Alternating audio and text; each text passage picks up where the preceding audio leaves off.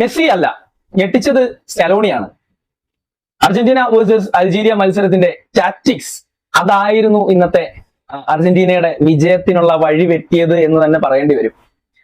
കാരണം മറ്റൊന്നല്ല, എനിക്ക് തോന്നുന്നു സ്കലോണി ഇങ്ങനെ ഒരു ടാക്ടിക്സ് അർജന്റീനയുടെ ടീമിൽ പ്രയോഗിച്ചതിന്റെ കാരണം സ്പെയിന്റെ മത്സരം, അതായത് സ്പെയിൻ വേഴ്സസ് കബോ വെർദെ ആയിട്ടുള്ള മത്സരം കണ്ടതുകൊണ്ടാവണം.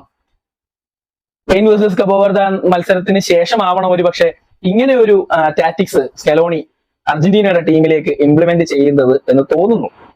കാരണം നമ്മൾ കണ്ടാണ് സ്പെയിൻ വേഴ്സസ് കബോ വെർദെ മത്സരത്തില് സ്പെയിൻ സാധാരണ കളിക്കുന്ന രീതിയിൽ തന്നെ കളിക്കുന്നു. അതായത് ഓപ്പോസിറ്റ് കളിക്കുന്ന ടീമിന് ഒരു ചാൻസുകളും കൊടുക്കാതെ, ഒരു സ്പേസും കൊടുക്കാതെ സ്പെയിന്റെ മാത്രം കളിയായിട്ട് മാറ്റുന്ന ആ ഒരു പ്രവണതയിൽ തന്നെയാണ് സ്പെയിൻ കളിച്ചത്.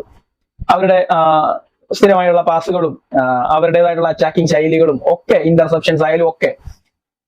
അപ്പോ കബോ വെർദെ എന്ന് പറയുന്ന ടീമിനെ സംബന്ധിച്ചിട്ട് സ്പെയിന്റെ മുന്നിൽ പിടിച്ചു നിൽക്കുക എന്ന് പറയുന്നത് വലിയ പാടേറിയ ഒരു കാര്യം തന്നെയായിരുന്നു. അപ്പൊ അവർക്ക് സ്പെയിനെതിരെ ഒരു ഗോൾ സ്കോർ ചെയ്യാൻ കഴിയില്ല എന്നുള്ള മെന്റാലിറ്റിയിലേക്ക് അവർ മാറുന്നു. കാരണം സ്പെയിൻ അമ്മാതിരി ഇന്റർസെപ്ഷൻസ് നടത്തുന്നുണ്ട്, ഭയങ്കരമായ ഇന്റർസെപ്ഷൻസ് നടത്തുന്നുണ്ട്. പിന്നെ ആകെ ഇവര് കൂടുതൽ ഡിഫൻസിലേക്ക്, കബോ വെർദെ കൂടുതൽ ഡിഫൻസിലേക്ക് പോയ സമയത്ത് ഇടയ്ക്ക് ഓരോ കൗണ്ടറൊക്കെ പോകുന്നുണ്ട്. പക്ഷെ അതുപോലും ഫലം കാണുന്നില്ല. അതൊക്കെ സ്പെയിന്റെ ഡിഫൻഡേഴ്സ് ബാക്ക് ലൈൻ തടയിടുന്നുണ്ട്. അപ്പൊ എന്തായാലും നമുക്കിനി അടിക്കാൻ കഴിയില്ല എന്ന മെന്റാലിറ്റിയിലേക്ക് കബോ വെർദെ പോകുന്നു. പക്ഷെ അവരുടെ അടുത്ത് വേറൊരു തീരുമാനം ഉണ്ടായിരുന്നു. എന്തായാലും ഞങ്ങൾക്ക് അടിക്കാൻ കഴിയില്ല, എന്നാ ഇനിയിപ്പോ നിങ്ങളും അടിക്കണം എന്നുള്ള ഒരു പ്രതിജ്ഞ അങ്ങോട്ട് എടുത്തിട്ട് 11 പേര് നേരുന്ന ബോക്സിന്റെ അകത്തോട്ട് നിൽക്കുക.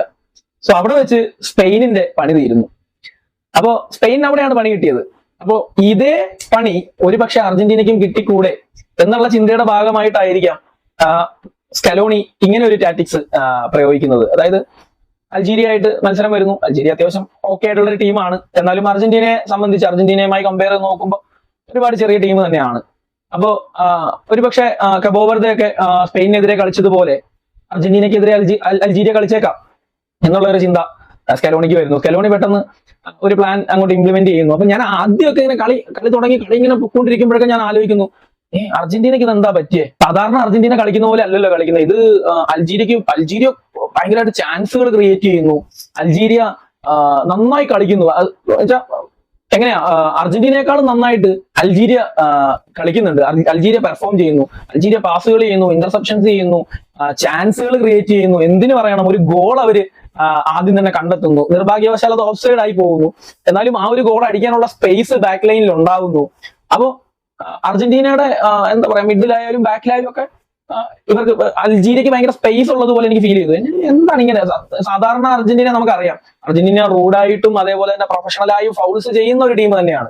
അപ്പൊ അങ്ങനെയുള്ള വലിയ വലിയ ഫൗൾസോ കാര്യങ്ങളോ ഒന്നും അർജന്റീനയുടെ ഭാഗത്തുനിന്ന് വരുന്നില്ല. എന്താ സംഭവം എന്നുള്ളത് ഇങ്ങനെ ആലോചിച്ച് ആദ്യത്തെ ഗോൾ വരുമ്പോൾ നമുക്ക് ആദ്യത്തെ സാധനം കിട്ടുന്നു. ഇത് ടാക്ടിക്സ് ആണ് എന്നുള്ളത്. മെസ്സിയുടെ ആദ്യത്തെ ഗോൾ ശ്രദ്ധിച്ചാൽ മതി. ആദ്യത്തെ ഗോൾ അടിക്കുന്ന സമയത്ത് അൾജീരിയയുടെ ബാക്ക് ലൈനിൽ വന്ന വിള്ളൽ, അൾജീരിയയുടെ ബാക്ക് ലൈനിൽ വന്ന വലിയൊരു ഗ്യാപ്പ്. സോ അതായിരുന്നു ടാക്ടിക്സ്. അതായത് മുമ്പേ നമ്മൾ പറഞ്ഞു കബോ വെർദെക്ക് ഒരു മെന്റാലിറ്റി ഉണ്ടാവുന്നു, നമുക്ക് അടിക്കാൻ കഴിയില്ല, ഇവരുമായിട്ട് പിടിച്ചു നിൽക്കാൻ നമുക്ക് കഴിയില്ല. അതിന്റെ പേരിൽ അവര് ഡിഫൻസിലേക്ക് പോകുന്നു. സോ ഇവിടെ നേരെ ഓപ്പോസിറ്റ് ആണ് സംഭവിച്ചത്. അൾജീരിയക്ക് സ്പേസ് കൊടുക്കുകയാണ് അർജന്റീന. അൾജീരിയ നോക്കുമ്പോൾ കളിക്കാൻ കഴിയുന്നുണ്ട്. ഒരു ഗോൾ നമ്മൾ അടിച്ചായിരുന്നു, പക്ഷേ ജസ്റ്റ് ഓഫ് സൈഡ് ആയി പോയി. സോ നമുക്ക് ഇനിയും ചാൻസുകൾ ക്രിയേറ്റ് ചെയ്യാൻ പറ്റും, നമുക്ക് അർജന്റീനയ്ക്കെതിരെ സ്കോർ ചെയ്യാൻ കഴിയും എന്നൊരു മെന്റാലിറ്റിയിലേക്ക് അൾജീരിയയെ കൊണ്ടെത്തിക്കുകയാണ് സ്കലോണിയും അർജന്റീനയുടെ ടീമും. ആ ഒരു മെന്റാലിറ്റിയിൽ എത്തുമ്പോഴത്തേക്ക് അവർ ഒന്നിച്ച് പ്രസ് ചെയ്യാണ്, ഒന്നിച്ച് പുഷ് ചെയ്യാണ്. ഒന്നിച്ച് വരുമ്പോഴത്തേക്ക് സ്വാഭാവികമായിട്ടും ബാക്ക് ലൈനിൽ വിള്ളൽ ഉണ്ടാവും. ആ വിള്ളൽ അർജന്റീന യൂസ് ചെയ്യുന്നു. അൾജീരിയനെ കൂടുതൽ ഡിഫൻസ് ചെയ്യാനുള്ള മെന്റാലിറ്റിയിലേക്ക് അവർ വിട്ടില്ല എന്നുള്ളതാണ് അർജന്റീനയുടെ ഏറ്റവും വലിയ ടാക്ടിക്സ് ഇന്നത്തെ. പിന്നീട് അവരുടെ ബാക്ക് ലൈനിൽ വന്ന വിള്ളലുകളെ ശരിക്കും അർജന്റീന ഉപയോഗിക്കുന്നു. അപ്പം ഇങ്ങനെ ഒരു മെന്റാലിറ്റി ആദ്യം തന്നെ ഉണ്ടാക്കി കൊടുക്കുക എന്നുള്ളതിൽ അർജന്റീന വിജയിച്ചു എന്നുള്ളതാണ്. അൾജീരിയ വിചാരിച്ചു നമ്മൾ കളിക്കുന്നു, നമ്മളാണ് കളിക്കുന്നത്. പക്ഷെ അർജന്റീന കളിപ്പിക്കുകയായിരുന്നു.